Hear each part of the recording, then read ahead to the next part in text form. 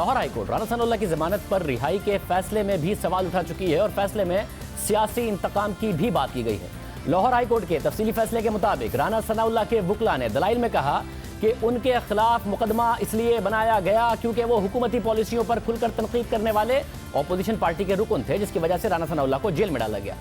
इन दलाइल के हवाले से फैसले में कहा गया है कि जमानत के केस में ऐसे दलाइल को अहमियत नहीं दी जाती, मगर इस तनाजुर में कि राना सनाउल्लाह खुलकर तनकीद करने वाले ऑपोजिशन पार्टी के रुकन हैं, इस पहलू को नजरअंदाज नहीं किया जा सकता कि हमारे मुल्क में सियासी इंतकाम का निशाना बनाना खुला राज है। इस हवाले से कानून वाज़ेह है कि इल्जाम की संगीनी की बुनियाद पर जमानत खारिज नहीं की जा सकती। अगर इस्तगासा का केस मशकूक हो तो इसका फायदा मुल्जिम को होता है और प्रोसिक्यूशन के केस में यह बात वाज़ेह है कि उसमें खामियां मौजूद हैं और मजीद तहकीकात की जरूरत है, इसलिए जमानत मंजूर की जाती है। फैसले में राना सनाउल्लाह की गिरफ्तारी के बाद ANF की तरफ से उनका जिस्मानी रिमांड न लेने पर भी सवाल उठाए गए हैं। फैसले में कहा गया है कि FIR के मुताबिक राना सनाउल्लाह फैसलाबाद और लाहौर में मंशियात का नेटवर्क चला रहे थे, मगर गिरफ्तारी के अगले दिन राना सनाउल्लाह को अदालत में पेश किया गया तो तफ्तीशी अफसर ने इस नेटवर्क की तफ्तीश के लिए राना सनाउल्लाह के जिस्मानी रिमांड की दरख्वास्त तक नहीं की, जो इस जानिब इशारा है कि तहकीकाती एजेंसी को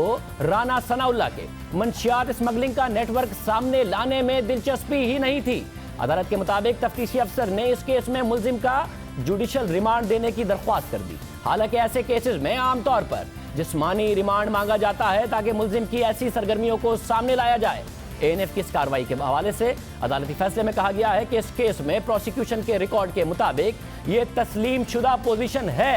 कि जिस जगह पर बरामदगी हुई यानी रावी टोल प्लाजा, वहां मंशियात की बरामदगी से मुतालिक रिकवरी मेमो नहीं बनाया गया, बल्कि मुल्जिम और उसके साथ केस प्रॉपर्टी को पुलिस स्टेशन ले जाकर जरूरी दस्तावेजात अमल मुकम्मल किया गया। लाहौर हाई कोर्ट के फैसले में ANF की कार्रवाई पर अहम कानूनी सवालात उठाए गए और उसके अलावा सिर्फ लाहौर हाई कोर्ट ने ही ये सवालात नहीं उठाए।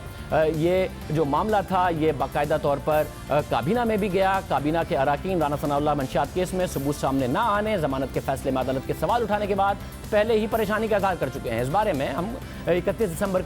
के वफाकी काबीना के इजलास की अंदरूनी कहानी बता चुके हैं। इस इजलास में DG ANF major general Arif Malik ने काबीना को राना सनाउल्लाह केस पर ब्रीफिंग दी थी और उन्हें और शहरियार आफरीदी को इंतहाई सख्त सवालात का सामना करना पड़ा था। जराये के मुताबिक वजीर science and technology Fawad Chaudhry ने DG ANF से पूछा था कि राना सनाउल्लाह की गिरफ्तारी के बाद आप प्रेस कॉन्फ्रेंस में आए, फुटेज का जिक्र हुआ, वो क्यों नहीं सामने लाए। उन्होंने सवाल किया कि अगर पूरा गैंग था तो अगले दिन राना सनाउल्लाह का जिस्मानी रिमांड क्यों नहीं लिया गया ताकि तफ्तीश की जाती और इस गैंग को सामने लाया जाता। फवाद चौधरी ने तनकीद की कि राना सनाउल्लाह को इतने दिन जेल में रखा गया, मगर राना सनाउल्लाह के बयान की एक वीडियो तक रिकॉर्ड नहीं की गई। फवाद चौधरी ने वज़ीर आज़म इमरान खान को मुखातिब करते हुए कहा था कि मैं जितना आपको जानता हूं, यह नहीं हो सकता कि आपने किसी पर भी हेरोइन का इल्ज़ाम लगवाकर मुकदमा बनवाया हो। इस मौके पर फवाद चौधरी ने जॉन एलिया का यह शेर पढ़ा कि मैं भी बहुत अजीब हूं, इतना अजीब हूं कि बस खुद को तबाह कर लिया और मलाल भी नहीं।